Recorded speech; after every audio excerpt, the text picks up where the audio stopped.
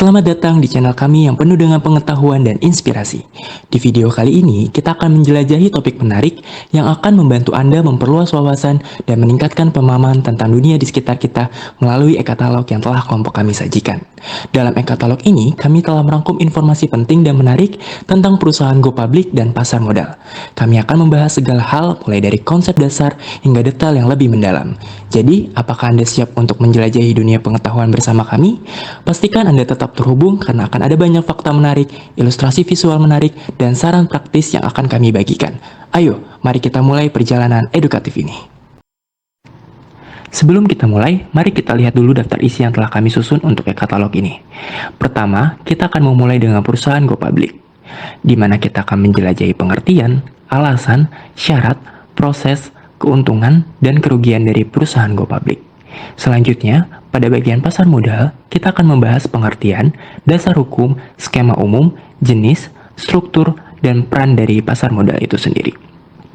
Kemudian, pada perusahaan terbuka, kita akan mendalami pengertian, ciri, kelebihan, kekurangan, dan cara menjadi perusahaan terbuka. Tidak hanya itu, kita juga akan menjelajahi pengertian dan konsep mendalam tentang perusahaan tertutup. Daftar isi ini kami siapkan untuk memastikan bahwa setiap video di e-katalog ini akan memberikan informasi yang beragam, menarik, dan saling melengkapi. Jadi, Anda dapat memilih topik yang paling menarik bagi Anda atau menonton secara berurutan untuk mendapat pemahaman yang komprehensif. Kami harap daftar isi ini membantu Anda mengenal isi e-katalog kami dengan lebih baik. Tanpa menunggu lebih lama lagi, mari kita mulai petualangan pengetahuan yang menarik ini dengan bab atau poin pertama, yaitu perusahaan go public. Selamat menikmati. Poin pertama yang akan kita eksplorasi adalah tentang perusahaan go public. Apa sih pengertian dari go public itu sendiri? Go public adalah istilah di dunia investasi yang merujuk pada kegiatan menawarkan kepemilikan bisnis kepada masyarakat. Di Indonesia, perusahaan go public adalah perusahaan-perusahaan yang berhasil melakukan penawaran saham kepada masyarakat melalui persetujuan dari Bursa Efek Indonesia atau yang biasa kita kenal dengan sebutan BI. Menjadi perusahaan go public adalah sebuah keistimewaan yang tidak dapat diperoleh oleh banyak perusahaan lainnya. Setelah disetujui untuk go public, bisnis Anda akan mendapatkan akses dana yang tidak terbatas, karena harga saham di bursa ditentukan oleh kekuatan permintaan dan penawaran dari para investor. Sebagian besar perusahaan go public di Indonesia berasal dari industri perbankan, kebutuhan sehari-hari, dan sektor pertambangan. Namun, pada awal tahun 2020 hingga saat ini, kita telah menyaksikan peningkatan jumlah perusahaan go public di Indonesia dari sektor teknologi. Fenomena ini menunjukkan perkembangan yang signifikan dalam ekosistem teknologi di Indonesia dan menarik minat para investor dalam mendukung perusahaan-perusahaan teknologi yang berpotensi besar.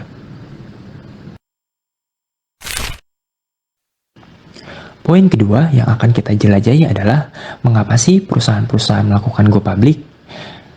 Pertama, perusahaan mencari dana guna melunasi liabilitas. Dengan menjual sebagian saham perusahaan, perusahaan dapat menggunakan hasil penjualan tersebut untuk membayar hutang-hutang yang tertunggak. Langkah ini membantu perusahaan dalam mengatasi masalah keuangan dan menjaga keseimbangan finansial. Alasan kedua yaitu melakukan ekspansi pasar. Melalui go public, perusahaan dapat memperluas cakupan pangsa pasar atau melakukan diferensiasi dalam industri yang mereka geluti. Dalam konteks ini, go public memberikan akses terhadap dana yang lebih besar, yang dapat digunakan untuk mendukung inisiatif ekspansi, seperti membuka cabang baru, meningkatkan infrastruktur, mengembangkan produk baru, atau menjalin kemitraan strategis. Dengan demikian, proses ekspansi pasar dapat berjalan lancar tanpa terkendala dari segi finansial. Alasan yang ketiga yaitu meningkatkan branding dan reputasi. Ketika perusahaan masih bersifat private, pendiri atau pemilik perusahaan mungkin menghadapi kesulitan dalam mengukur kekuatan branding dan reputasi mereka di mata investor. Dengan go public, perusahaan menjadi lebih transparan dan terbuka bagi publik. Perusahaan memiliki kewajiban untuk menyampaikan laporan keuangan dan informasi terkait kepada pemegang saham dan masyarakat luas. Melalui proses ini, perusahaan dapat memperkuat branding dan reputasi mereka, membangun kepercayaan investor, serta menarik minat calon mitra bisnis. Poin ketiga yang akan kita bahas adalah syarat-syarat bagi perusahaan yang ingin go public. Menurut Undang-Undang Nomor 8 Tahun 1995 tentang Pasar Modal, disebutkan bahwa terdapat beberapa syarat yang harus dipenuhi agar perusahaan dapat menjadi perusahaan go public. Yang pertama, saham perseroan sekurang-kurangnya dimiliki 300 pemegang saham dan memiliki modal disetor sekurang-kurangnya 3 miliar rupiah. Yang kedua, perseroan non-bank laporan keuangannya harus mencatatkan laba selama 2 tahun berturut-turut. Laporan keuangan yang disajikan juga harus diperiksa dan diaudit oleh akuntan publik yang terdaftar di pasar modal dengan pendapat wajar tanpa syarat laba 3 tahun berturut-turut. Yang ketiga, perseroan berbentuk bank, laporan keuangannya harus mencatatkan laba 3 tahun berturut-turut. Poin keempat yang akan kita bahas adalah proses melakukan go public. Terdapat beberapa tahapan penting yang harus dilalui dalam proses ini. Pertama, mengadakan rapat umum pemegang saham atau RUPS. Pihak direksi perusahaan wajib mengadakan RUPS guna mengumumkan keputusan perusahaan untuk melantai di bursa. RUPS ini menjadi penting karena perusahaan perlu meminta izin kepada para investor pendahulu, terutama investor dengan persentase saham terbesar, untuk melakukan go public. RUPS menjadi forum yang memfasilitasi persetujuan dan kesepakatan antar perusahaan dan pemegang saham. Tahapan yang kedua yaitu mendaftarkan diri ke Bursa Efek Indonesia. Perusahaan bersama underwriter perlu mengajukan pendaftaran ke BI. Selama proses pengurusan dokumen, OJK juga akan mewawancarai pihak perusahaan terkait validitas persyaratan go public. Jika BI dan OJK menyetujui registrasi, perusahaan akan menerima persetujuan pencatatan saham dan izin publikasi prospektus dari dua lembaga tersebut.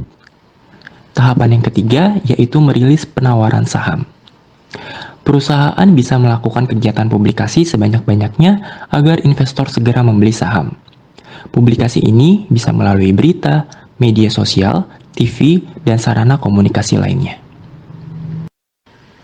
Tahapan yang terakhir yaitu memilih underwriter. Underwriter merupakan agen yang dipercaya perusahaan untuk membantu proses penataan administrasi dan pengajuan registrasi ke BI. Selain itu, underwriter juga bertugas menganalisa harga saham perdana terbaik sesuai valuasi perusahaan sebelum masuk ke bursa. Poin kelima atau poin terakhir yang akan kita bahas adalah keuntungan dan kerugian dalam melakukan go public. Keuntungannya yaitu mendapat pendanaan tambahan guna mencapai tujuan bisnis, meningkatkan valuasi aset perusahaan, menghindarkan perusahaan dari pailit, intensif pajak, dan terbukanya kesempatan mendapat penanaman modal asing atau PMA. Adapun kerugiannya yaitu terbukanya rahasia perusahaan dan hilangnya kendali dari perusahaan, biaya yang dikeluarkan cukup banyak dan mahal pada saat melakukan go public karena untuk membayar pendaftaran, akuntan, notaris, penjamin, dan pencetakan. Topik selanjutnya yaitu pasar modal. Pengertian pasar modal itu sendiri secara umum adalah kegiatan yang berhubungan dengan penawaran umum dan perdagangan efek. Perusahaan publik yang berkaitan dengan efek yang diterbitkannya, serta lembaga dan profesi yang berkaitan dengan efek. Adapun dasar hukum dari pasar modal itu sendiri, yaitu Undang-Undang Nomor 8 Tahun 1995 tentang Pasar Modal dan Undang-Undang Nomor 21 Tahun 2011 tentang Otoritas Jasa Keuangan. Skema umum pasar modal. Yang pertama, aliran dana dari pemodal atau investor yang memiliki kelebihan dana kepada perusahaan institusi pemerintah yang membutuhkan dana tambahan melalui pasar modal. Yang kedua, aliran efek dari perusahaan institusi pemerintah yang membutuhkan dana tambahan melalui pasar modal ke pemodal atau investor yang memiliki kelebihan dana. Selanjutnya, jenis-jenis pasar modal. Jenis pasar modal yang pertama ada primary market atau pasar perdana. Pasar perdana adalah penawaran saham pertama kali dari emiten kepada para pemodal selama waktu itu ditetapkan oleh pihak penerbit sebelum saham tersebut belum diperdagangkan di pasar sekunder. Biasanya dalam jangka waktu sekurang-kurangnya 6 hari kerja. Harga saham di pasar perdana ditentukan oleh penjamin emisi dan perusahaan go public berdasarkan analisis fundamental perusahaan yang bersangkutan. Dalam pasar perdana, perusahaan akan memperoleh dana yang diperlukan. Perusahaan dapat menggunakan dana hasil emisi untuk mengembangkan dan memperluas barang modal untuk memproduksi barang dan jasa. Selain itu, juga dapat digunakan untuk melunasi hutang dan memperbaiki struktur pemodelan usaha. Harga saham pasar perdana tetap Pihak yang berwenang adalah penjamin emisi dan pialang. Tidak dikenakan komisi dengan pemesanan yang dilakukan oleh agen penjualan. Jenis pasar modal yang kedua yaitu secondary market atau pasar sekunder. Pasar sekunder adalah tempat terjadinya transaksi jual beli saham di antara investor setelah melewati masa penawaran saham di pasar perdana dalam waktu selambat-lambatnya 90 hari setelah izin emisi diberikan. Dengan adanya pasar sekunder, para investor dapat membeli dan menjual efek di setiap saat. Pasar sekunder berguna sebagai tempat untuk menghimpun investor, lembaga, dan perseorangan. Poin selanjutnya yaitu tempat terjadinya pasar sekunder. Tempat terjadinya pasar sekunder yang pertama yaitu di bursa reguler. Bursa reguler adalah bursa efek resmi seperti Bursa Efek Jakarta dan Bursa Efek Surabaya, yang sekarang sudah dimerger menjadi Bursa Efek Indonesia atau biasa disebut dengan BI. Tempat terjadinya pasar sekunder yang kedua yaitu di bursa paralel.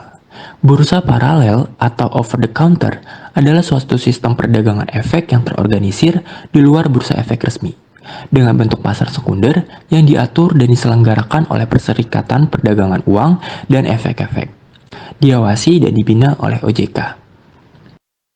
Mengapa disebut over the counter? Karena pertemuan antara penjual dan pembeli tidak dilakukan di suatu tempat tertentu, tetapi tersebar di antara kantor, para broker, dan dealer. Selanjutnya ada struktur pasar modal yang akan dijelaskan satu persatu. Yang pertama ada Self-Regulatory Organization atau biasa dikenal dengan SRO. SRO merupakan istilah yang digunakan untuk menyebut 3 lembaga, yaitu Bursa Efek, Lembaga Clearing dan Penjamin, dan Lembaga Penyimpanan dan Penyelesaian. SRO memiliki wewenang untuk membuat peraturan-peraturan mengikat badan atau organisasi yang terlibat dengan fungsinya tersebut.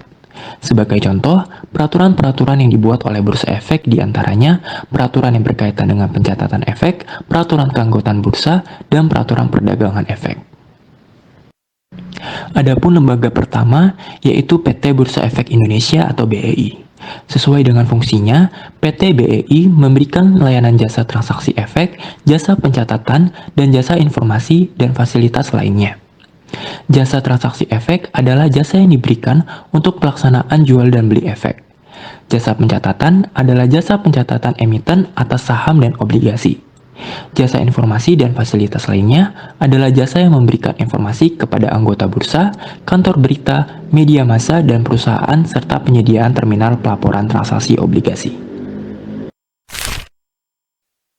Lembaga SRO yang kedua yaitu Clearing Penjamin Efek Indonesia atau disingkat dengan KPEI. KPEI memiliki tugas dan kegiatan penting dalam pasar modal Indonesia. Tugas utamanya adalah melakukan clearing dan penjaminan transaksi efek sebagai clearing sentral. Mereka memastikan penyelesaian transaksi efek yang aman dan efisien, memberikan jaminan penyelesaian, dan mengelola resiko terkait. KPEI juga melakukan pemantauan, pelaporan, dan pengembangan infrastruktur pasar modal. Selain itu, mereka menyelenggarakan program edukasi dan penyuluhan untuk meningkatkan literasi keuangan. Secara singkat, KPEI bertanggung jawab atas clearing, penjaminan, pengelola resiko, pemantauan, pengembangan infrastruktur, dan edukasi dalam pasar modal Indonesia. Lembaga ketiga dari SRO yaitu Kustodian Sentral Efek Indonesia atau KSEI. KSEI memiliki tugas utama dalam industri efek Indonesia.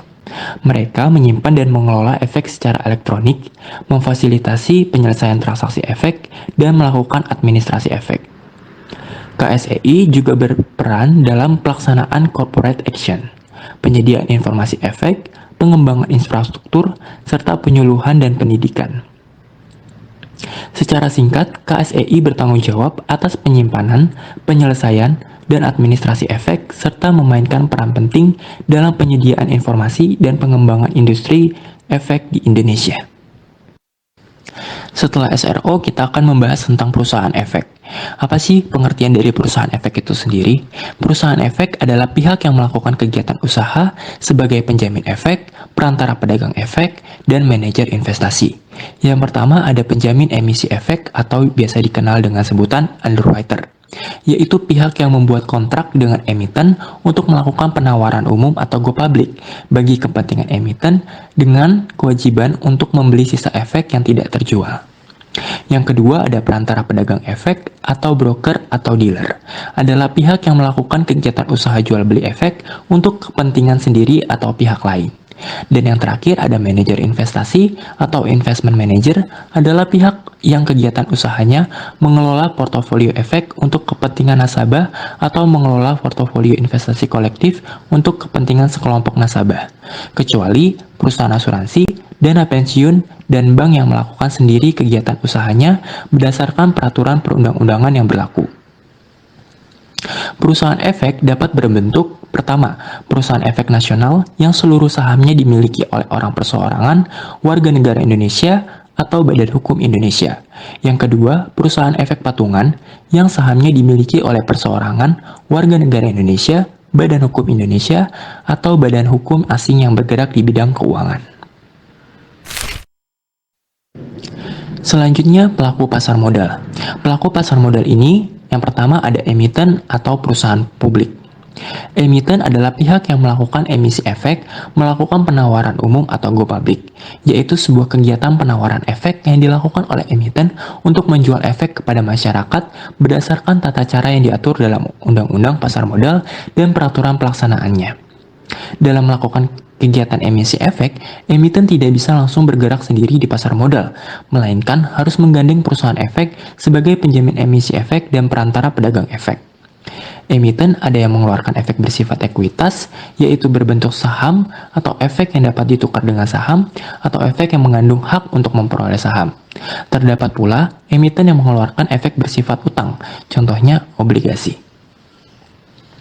Perusahaan publik adalah perseroan yang sahamnya telah dimiliki sekurang-kurangnya oleh 300 pemegang saham dan memiliki modal disetor sekurang-kurangnya 3 miliar atau suatu jumlah pemegang saham dan modal disetor ditetapkan dengan peraturan pemerintah. Emiten adalah bentuk lebih lanjut dari perusahaan publik. Artinya, jika saham perusahaan emiten telah dimiliki oleh publik lebih dari 300 pemegang saham dan telah memiliki modal disetor lebih dari 3 miliar rupiah, perusahaan emiten tersebut telah dapat digolongkan sebagai perusahaan publik. Adapun tujuan emiten dan perusahaan publik dalam pasar modal. Yang pertama, perluasan usaha. Modal yang diperoleh dari para investor akan digunakan untuk meluaskan bidang usaha perluasan pasar atau kapasitas produksi. Yang kedua, memperbaiki struktur modal. Dan yang terakhir, mengadakan pengalihan pemegang saham. Pelaku pasar modal yang kedua yaitu pemodal atau investor. Pemodal atau investor adalah pihak yang memiliki kelebihan dana dan membutuhkan instrumen di pasar modal sebagai sarana berinvestasi. Adapun tujuannya yaitu memperoleh dividen, kepemilikan perusahaan, dan berdagang. Selanjutnya ada lembaga penunjang pasar modal. Lembaga penunjang pasar modal yang pertama yaitu ada bank kustodian. Kustodian adalah pihak yang memberikan jasa penitipan efek dan harta lain yang berkaitan dengan efek serta jasa lain kepada nasabahnya. Selain perusahaan efek, yang dapat menjalankan kustodian adalah bank umum atas persetujuan OJK. Yang kedua ada Biro Administrasi Efek atau BAE, merupakan perseroan yang melaksanakan pencatatan pemilikan efek dan pembagian hak yang berkaitan dengan efek berdasarkan kontrak dengan emiten dan telah memperoleh izin usaha dari OJK. Yang ketiga ada wali amanat, yaitu pihak yang dipercaya untuk mewakili kepentingan pemegang efek yang bersifat utang. Yang keempat ada perusahaan pemeringkat efek, merupakan perusahaan penasihat investasi yang bertugas melakukan pemeringkatan atas objek pemeringkatan. Setelah lembaga penunjang, ada pun profesi penunjang dalam pasar modal. Yang pertama ada akuntan. Peran akuntan di sektor pasar modal adalah melakukan audit terhadap laporan keuangan seperti emiten dan pihak lain yang melakukan kegiatan di pasar modal, serta memberikan pendapat atas laporan keuangan tersebut. Yang kedua ada konsultan. Konsultan hukum adalah ahli hukum yang memberikan pendapat hukum kepada pihak lain, memiliki peran penting dalam proses penawaran umum atau go public, yaitu kewajiban pemeriksaan dari aspek hukum dan pendapat hukum bagi emiten yang ingin go public. Yang ketiga ada penilai harga efek, yaitu profesi yang keahliannya menjalankan kegiatan usaha penilaian di sektor pasar modal, meliputi penilaian properti dan penilaian usaha. Dan yang terakhir ada notaris. Notaris di sektor pasar modal berperan memberikan jasa khususnya dalam rangka pembuatan dokumen yang berkekuatan hukum atau legal dokumen terkait kegiatan dan produk di pasar modal. Fungsi pasar modal. Fungsi pasar modal yang pertama ada fungsi ekonomi. Fungsi ekonominya yaitu pasar modal menyediakan fasilitas atau wahana yang mempertemukan dua kepentingan, yaitu pihak yang memiliki kelebihan dana atau investor dan pihak yang memerlukan dana atau issuer. Yang kedua ada fungsi keuangan, yaitu pasar modal memberikan kemungkinan dan kesempatan memperoleh imbalan atau return bagi pemilik dana sesuai dengan karakteristik investasi yang dipilih. Manfaat pasar modal. Manfaat pasar modal bagi investor yang pertama sebagai wahana investasi, yaitu sebagai tempat investasi bagi investor yang ingin berinvestasi di aset keuangan. Yang kedua, meningkatkan kekayaan investor. Hasil investasi di pasar modal dapat meningkatkan kekayaan dalam bentuk kenaikan harga dan pembagian keuntungan. Manfaat pasar modal bagi emiten atau perusahaan. Yang pertama, sebagai sumber pembiayaan, yaitu salah satu sumber pembiayaan jangka panjang bagi perusahaan dalam mengembangkan usahanya. Yang kedua, penyebaran kepemilikan perusahaan, sebagai tempat untuk penyebaran kepemilikan perusahaan kepada masyarakat. Yang ketiga, keterbukaan dan profesionalisme. Salah satu industri yang sangat terbuka dan menjunjung tinggi profesionalisme sehingga akan mendorong terciptanya iklim usaha yang sehat. Manfaat pasar modal bagi pemerintah dan masyarakat. Yang pertama, lapangan pekerjaan, yaitu menciptakan lapangan pekerjaan atau profesi bagi masyarakat, baik sebagai pelaku pasar umum maupun investor. Yang kedua, mendorong laju pembangunan. Perusahaan yang mendapatkan pembiayaan dari pasar modal akan turun melakukan ekspansi sehingga mendorong pembangunan di pusat dan daerah. Topik selanjutnya yaitu perusahaan terbuka.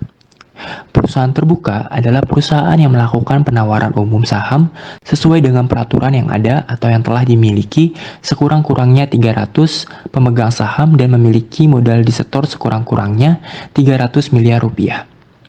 Salah satu tujuan dari perusahaan terbuka adalah untuk mensejahterakan para pemilik saham melalui pembagian keuntungan perusahaan melalui dividen. Keuntungan pemilik saham juga diperoleh dari kenaikan harga saham perusahaan, sehingga total kesejahteraan pemilik saham adalah dividen dan kenaikan harga saham perusahaan terbuka. Adapun ciri-ciri perusahaan terbuka. Yang pertama, memiliki tujuan yang jelas. Perusahaan terbuka merupakan perusahaan yang memiliki tujuan yang wajib diraih oleh setiap pihak yang terlibat di dalamnya, termasuk para investor. Sehingga perusahaan terbuka akan menentukan tujuan agar tujuan perusahaan tersebut mudah diterima dan dilaksanakan oleh seluruh komponen perusahaan. Ciri yang kedua yaitu dipimpin oleh direktur atau direksi. Perusahaan terbuka dipimpin oleh direksi atau direktur yang bertugas untuk menentukan keputusan-keputusan atau peraturan-peraturan yang berhubungan dengan lingkungan kerja. Bukan hanya itu, wewenang dari direktur adalah mengawasi dan mengkoordinasi organisasi beserta para karyawan. Ciri-ciri yang ketiga yaitu investor tidak bertanggung jawab atas operasional. Setiap investor atau pemegang saham tidak bertanggung jawab atas operasional perusahaan, termasuk tingkat kelalaian yang ada pada perusahaan tersebut. Lebih dari itu, para investor juga tidak boleh ikut campur dalam mengelola finansial perusahaan, karena hal tersebut adalah tanggung jawab direksi dan jajaran terkait. Ciri-ciri perusahaan terbuka yang keempat yaitu keputusan ditentukan oleh RUPS. Sistem pengambilan keputusan pada perusahaan terbuka adalah ditentukan dengan RUPS atau Rapat Umum Pemegang Saham. Biasanya, rapat ini diselenggarakan untuk menentukan siklus modal dan berbagai faktor utama lain untuk menjalankan operasional perusahaan. Ciri-ciri yang kelima yaitu tidak mendapatkan fasilitas dari negara. Perusahaan terbuka merupakan badan usaha non-pemerintah atau BUMN. Dengan demikian, segala jenis operasional usaha akan ditanggung oleh perusahaan itu sendiri, serta pengadaan barang inventaris dan kebutuhan lainnya akan memanfaatkan modal usaha. Ciri yang keenam, menawarkan dividen pada investor. Dividen merupakan bentuk pembagian laba atau keuntungan hasil usaha sebagai perusahaan yang disalurkan ke para pemegang saham. Pada perusahaan terbuka, keuntungan dan dividen tidak selalu disalurkan kepada pemegang saham, akan tetapi dapat dimanfaatkan untuk meningkatkan modal usaha. Adapun kelebihan dari perusahaan terbuka. Yang pertama, memperoleh sumber pendanaan baru sebagai sarana pendanaan jangka panjang.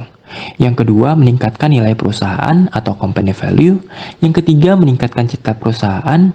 Dan keempat, kemampuan untuk mempertahankan kelangsungan usaha serta intensif pajak pemerintah. Tidak hanya kelebihan, perusahaan terbuka juga memiliki kekurangan. Yang pertama, adanya peluang delisting saham perusahaan pada bursa efek. Yang kedua, keterbukaan informasi. Ketiga, wajib lapor ke BEI. Keempat, strategi bisnis mudah diketahui kompetitor.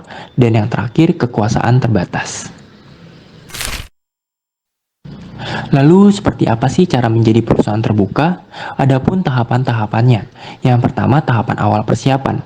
Pada tahap yang paling awal, perusahaan akan menerbitkan saham terlebih dahulu, melakukan rapat umum pemegang saham untuk meminta persetujuan para pemegang saham dalam rangka penawaran umum saham. Yang kedua, tahap pengajuan pernyataan pendaftaran. Pada tahap ini, dilengkapi dengan dokumen-dokumen pendukung calon emiten, menyampaikan pendaftaran kepada Bapepam, hingga Bapepam menyatakan pernyataan pendaftaran menjadi efektif dalam waktu 45 hari. Yang ketiga, tahapan penawaran saham. Tahapan ini merupakan tahapan utama, karena pada waktu inilah emiten menawarkan saham kepada masyarakat investor. Tahapan yang keempat, yaitu tahapan pencatatan saham di bursa efek.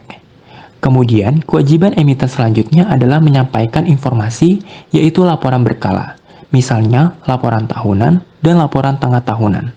Laporan kejadian penting dan relevan, misalnya akuisisi dan pergantian direksi. Setelah perusahaan terbuka, kita akan beralih ke perusahaan tertutup. Pengertian dari perusahaan tertutup yaitu perusahaan atau persekutuan modal yang tidak menjual sahamnya ke pihak lain atau ke publik. Penerbitan saham perusahaan tertutup ini atas nama orang tertentu yang bersifat tertutup. Sumber modal perusahaan tertutup umumnya hanya bisa didapatkan dari kalangan tertentu saja, seperti teman, keluarga, saudara, dan lainnya. Karena hanya terbatas pada jangkauan kerabat atau keluarga, perusahaan tertutup juga sering disebut dengan perusahaan keluarga atau family fellowship atau corporate family. Biasanya perusahaan tertutup didirikan dengan tujuan untuk melindungi harta benda yang digunakan untuk usaha-usaha dalam perseroan. Adapun ciri-ciri perusahaan tertutup, yang pertama peraturan perundang-undangan. Perusahaan tertutup yang tidak melakukan penawaran sahamnya kepada publik sehingga hanya tunduk pada UU PT atau Undang-Undang Cipta Kerja. Sedangkan perusahaan terbuka ditambah dengan tunduk kepada Undang-Undang Nomor 8 Tahun 1995 tentang pasar modal. Ciri yang kedua yaitu tidak terdaftar di BEI. Karena perusahaan tertutup tidak memiliki kewajiban untuk menawarkan saham mereka kepada publik, maka perusahaan tertutup tidak perlu mendaftarkan sahamnya di BEI. Ciri yang ketiga, kriteria pemegang saham dan modal. Sebagai perusahaan tertutup dapat didirikan dengan minimal oleh 2 orang dengan modal disetor minimal 50 juta rupiah. Ciri yang keempat, sumber modal. Dari sisi pengumpulan modal, sumber modal perusahaan tertutup didapatkan dari kalangan tertentu saja. Ciri yang kelima, keputusan tertinggi. Sama halnya dengan perusahaan terbuka, keputusan tertinggi dari perusahaan tertutup juga diputuskan oleh hasil RUPS. Namun, yang membedakan adalah para pemegang saham perusahaan tertutup merupakan pemegang saham khusus. Ciri yang keenam, yaitu segi kewajiban. Dalam sistem perusahaan terbuka, mereka wajib melapor pada Badan Pengawas Pasar Modal atau Bapepam. Sedangkan perusahaan tertutup tidak memiliki kewajiban untuk melakukan hal tersebut. Yang ketujuh, fungsi dan tujuan. Fungsi terbagi menjadi 2, yaitu fungsi komersial dan fungsi ekonomi. Fungsi komersial merupakan tujuan dari perusahaan tertutup untuk memaksimalkan keuntungan dan dapat bersaing dengan perusahaan lain. Sedangkan dalam fungsi ekonomi, perusahaan tertutup akan mengkoordinasi seluruh kegiatan individu atau pihak dalam suatu perekonomiannya. Sebagai badan usaha, tujuan perusahaan tertutup sangat jelas, yaitu keuntungan dari kegiatan usahanya. Adapun kelebihan dari perusahaan tertutup ini, yang pertama, syarat modal dan pemegang saham lebih kecil. Kedua, tidak wajib mendaftarkan sahamnya ke BI. Ketiga, tidak ada ketentuan mengenai pemimpin RUPS. Keempat, hanya tunduk pada peraturan dalam Undang-Undang Cipta Kerja dan Undang-Undang PT. Dan yang terakhir, terpisah antara pemilik perusahaan dengan pengurus perusahaan. Selain kelebihan, adapun kekurangan dari perusahaan tertutup, yaitu cukup sulit dalam melakukan pengorganisasian. Yang kedua, butuh biaya atau dana organisasi yang cukup besar. Yang ketiga, ada pembatasan hukum dan bidang usaha. Yang keempat, ada pemisahan antara pemilikan dan pengendalian. Dan yang terakhir, cukup sulit dalam perizinan. Adapun syarat pembukaan perusahaan tertutup. Yang pertama, perusahaan didirikan oleh minimal 2 orang atau lebih. Yang kedua, akta notaris harus berbahasa Indonesia. Yang ketiga, akta perusahaan harus telah disahkan oleh Menteri Kehakiman dan dipublikasikan serta diumumkan oleh BNRI. Yang keempat, memiliki modal sesuai dengan klasifikasi usaha yang telah ditetapkan. Yang kelima, memiliki minimal 2 staf perusahaan. Yang keenam, pemilik perusahaan dan pemegang saham haruslah berkewarganegaraan Indonesia. Yang ketujuh, mempersiapkan nama perseroan. Yang kedelapan, tempat dan lokasi perseroan jelas. Yang kesembilan, KTP pendiri perseroan yang pisah harta. Yang ke-10, bukti modal dasar dan modal yang telah disetorkan. Dan yang 11, dokumen perizinan yang lengkap. Contoh perusahaan tertutup dan terbuka. Contoh perusahaan terbuka diantaranya Astra International, Bank BRI, Unilever, Gudang Garam, dan lainnya. Contoh perusahaan-perusahaan di samping bergerak dalam berbagai bidang dan menjual saham-saham mereka secara publik dengan pemegang saham yang beragam. Contoh perusahaan tertutup diantaranya Salim Group, Bakri Group, Sinarmas Group, Lipo Group, dan lainnya. Contoh perusahaan-perusahaan di samping, jual beli sahamnya tidak ditunjukkan untuk masyarakat luas dengan modal yang didapatkan dari kalangan tertentu saja, sebagaimana pengertian dari perusahaan tertutup. Kesimpulan dan pendapat dari kelompok kami untuk materi kali ini, yaitu GoPublic dapat menjadi salah satu sarana bagi perusahaan-perusahaan dalam mencari dana tambahan dalam rangka pengembangan perusahaan. Dana tersebut biasanya digunakan untuk kegiatan ekspansi yang diharapkan dapat meningkatkan kondisi keuangan perusahaan dan memperkuat modal kerja perusahaan.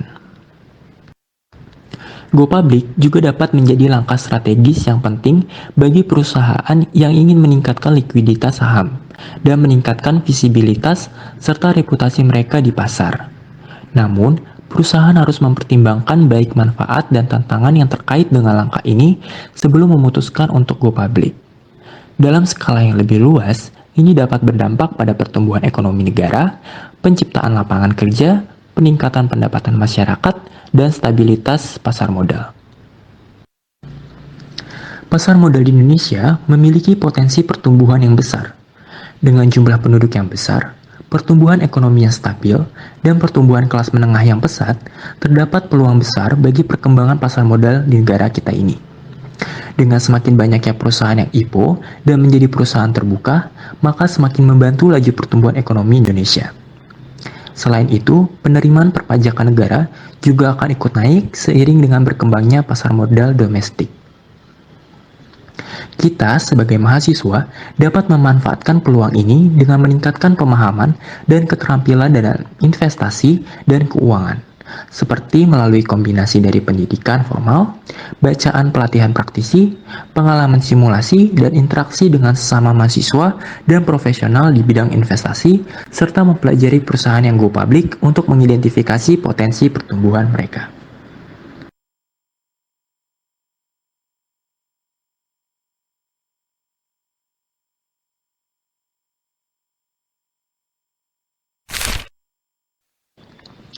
Sebelum kami mengakhiri presentasi Ekatalog ini, kami ingin menyampaikan apresiasi yang tulus kepada dosen pengampu tugas mata kuliah ini, yaitu kepada Ibu Siti Fatimah Zahra, SEI ME.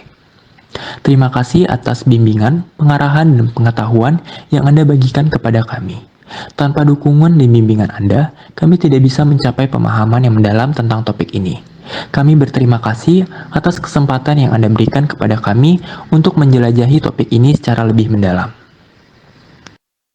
Selain itu, kami juga ingin mengucapkan terima kasih kepada seluruh anggota kelompok kami yang telah berkontribusi secara aktif dalam membuat e-katalog ini.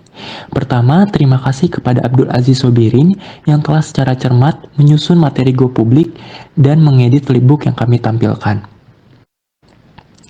Kedua, kami mengucapkan terima kasih kepada Dawiyatul Muhadiro yang telah dengan penuh dedikasi menyusun materi perusahaan terbuka dan mengedit video YouTube yang menarik. Ketiga, kami berterima kasih kepada Nada Hanifa Arwa yang telah dengan teliti menyusun materi perusahaan tertutup dan mengedit final katalog kami. Yang terakhir, terima kasih kepada saya sendiri, Fernando, yang telah menyusun materi pasar modal dan mengisi suara dalam video YouTube kali ini.